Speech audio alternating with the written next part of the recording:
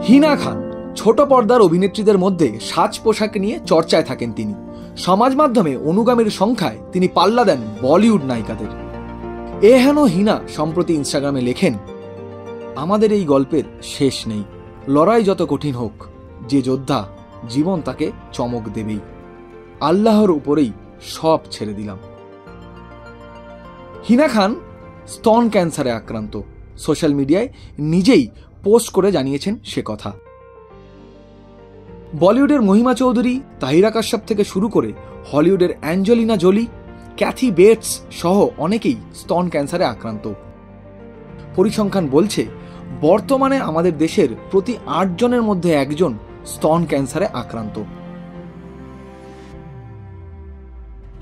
হিনা খানের সোশ্যাল মিডিয়ার পোস্ট দেখে নিজের লড়াইয়ের দিনগুলির কথা মনে করছিলেন এই শহরেরই পোশাক শিল্পী রিনি।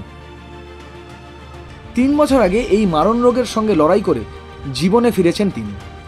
আমার তো মিস ডায়াগনোসিস হয়েছিল, সো আমার ডায়াগনোসিস 1 বছর পোস্টপোন হয়ে গেছিল।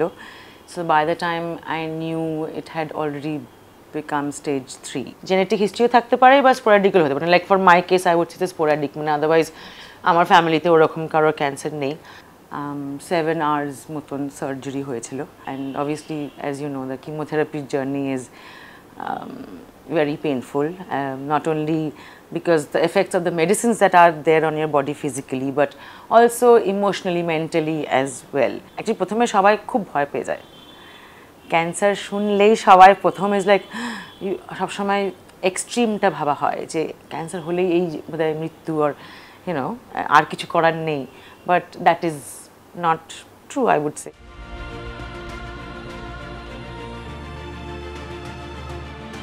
লড়াই কঠিন, কঠিন পরিস্থিতিও, তা বলে কি আর স্বাভাবিক জীবনে ফেরা যায় না?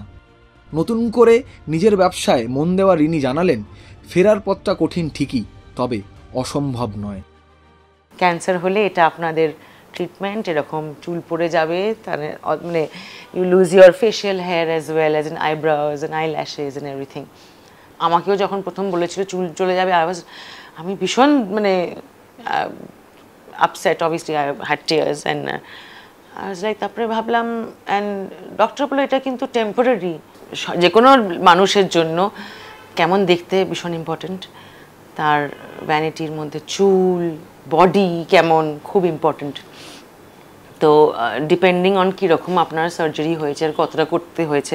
এখন যেহেতু থ্যাঙ্কফুলি অনেক রকম জিনিস আছে to outwardly not to feel uncomfortable, like for example special prosthetic bras পাওয়া যায় বা pads পাওয়া যায় if somebody has lost a part of their breast, so you can বাইরে থেকে দেখলে you're absolutely normal person.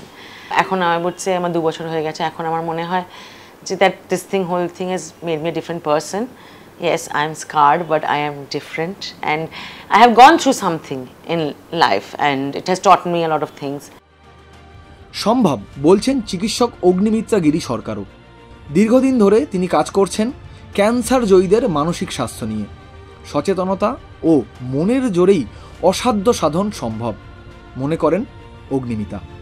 প্রতি 8 জন মহিলার সারা জীবদ্দশায় তার মধ্যে একজনের ক্যান্সার হওয়ার চান্স আছে।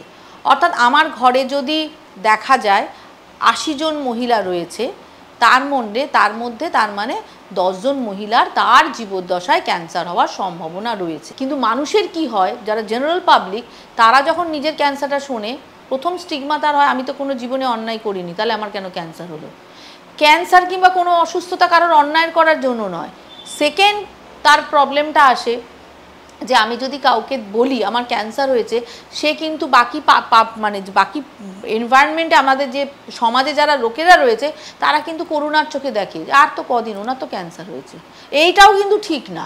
কিন্তু আমরা যদি তাকে সচেতন করতে পারি, তাহলে কিন্তু আমরা এইটাকে আগাম চিকিৎসা করতে পারবো। সেই মানুষটা, সেই 10 জনেরই লাইফ কিন্তু নট অ্যাট রিস্ক। ক্যান্সারের কিওর রেটটা যে যথেষ্ট ভালো, সেটা কিন্তু আপনি কিছুতেই জানতে পারবেন না, কারণ যে পেশেন্ট ক্যান্সারে ভালো হয়ে গেছে, সে ক্যান্সার হয়েছিল এর মধ্যে অনেকে আর স্বীকার করতে চায় না।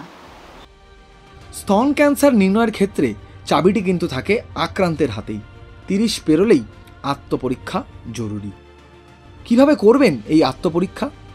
হাতের তালু দিয়ে স্তনের ওপর চক্রাকারে হাত বুলিয়ে দেখতে হবে কোনো নুড়ি পাথরের মতো মাংসপিণ্ড অনুভব করছেন কিনা, স্তনের রঙের কোনোরকম কোনো পরিবর্তন হয়েছে কিনা, স্তনবৃন্ত থেকে অকারণ কোনো তরল নিঃসরণ হচ্ছে কিনা, দুটি স্তনের আকারে কোনো পরিবর্তন এসেছে কিনা। কাদের আক্রান্ত হওয়ার সম্ভাবনা সব থেকে বেশি?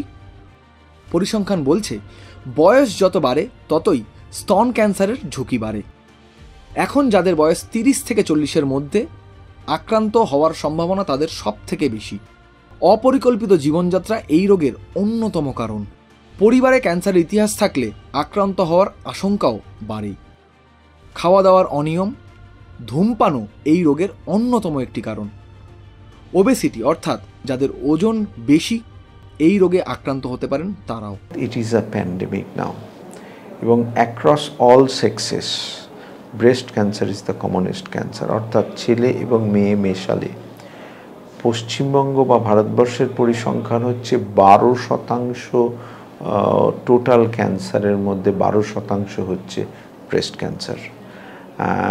এটা মূলত এটা একটা জেনেটিক দুর্ঘটনা।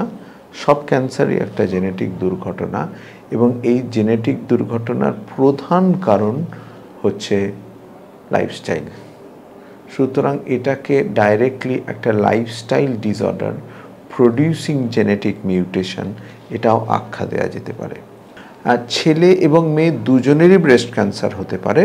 তার মধ্যে পুরুষ এবং মেয়েদের যে রেশিও সেটা হচ্ছে প্রতি 99 জন মহিলার যদি ব্রেস্ট ক্যান্সার হয়, একজন পুরুষের ব্রেস্ট ক্যান্সার হতে পারে। প্রাথমিকভাবে এটা ভাবা হয়েছিল যে কেবলমাত্র বোধহয় আরবান পপুলেশনের মধ্যেই স্তন ক্যান্সার বেশি। এখন দেখা যাচ্ছে যে আরবান এবং রুরাল দুটো পপুলেশনেই ব্রেস্ট ক্যান্সার হচ্ছে। রুরাল পপুলেশনে আপাত সংখ্যাটা কম, হয়তো রিপোর্টিং কম। স্তন ক্যান্সার প্রায় 1 থেকে 1.5 সেন্টিমিটারের মধ্যে ডায়াগনোসিস হয়, সেক্ষেত্রে কিন্তু প্রায় 95% কিওর রেট। সেটাই যখন 4 সেন্টিমিটার বা 6 সেন্টিমিটার হবে, প্রায় প্রতি সেন্টিমিটারে 5 থেকে 8% বাঁচার সম্ভাবনা কমবে। সুতরাং যত আর্লি ডায়াগনোসিস হবে তত একজন মহিলাকে সম্পূর্ণ 100% সুস্থ করা সম্ভব। যে আগে পুরো স্তনটিকে বাদ দেওয়া হতো, এই প্যান্ডেমিকের সময় 2020-21 এই পিরিয়ডে দুটো স্টাডি বলছে যে স্তন সংরক্ষণ করলে বা ব্রেস্ট কনজারভেশন সার্জারি করলে সেটা ম্যাস্টেকটমির চেয়ে বেটার, কিন্তু তার শর্তটা হচ্ছে আর্লি ডায়াগনোসিস হতে হবে। বহু ক্ষেত্রে যাদের এই ডায়ামিটারটা 5 সেন্টিমিটার বা 6 সেন্টিমিটার হয়, আমরা তাকে আগে কেমোথেরাপি দিয়ে সেই টিউমারের সাইজটিকে ছোট এনে আমরা তারপরে স্তন সংরক্ষণ করি। যাদের ক্ষেত্রে আমরা করতে পারি না তারা চাইলে আমরা স্তন বাদ দেওয়ার পরে পুনর্গঠন করে দিই। অর্থাৎ আধুনিক চিকিৎসার ফর্মটাই হচ্ছে স্তন সংরক্ষণ অথবা স্তন পুনর্গঠন। স্তন ক্যান্সার অতিমারীর আকার ধারণ করলেও সঠিক সময়ে রোগ নির্ণয় করা গেলে আধুনিক চিকিৎসায় সম্পূর্ণ সুস্থ হওয়া সম্ভব।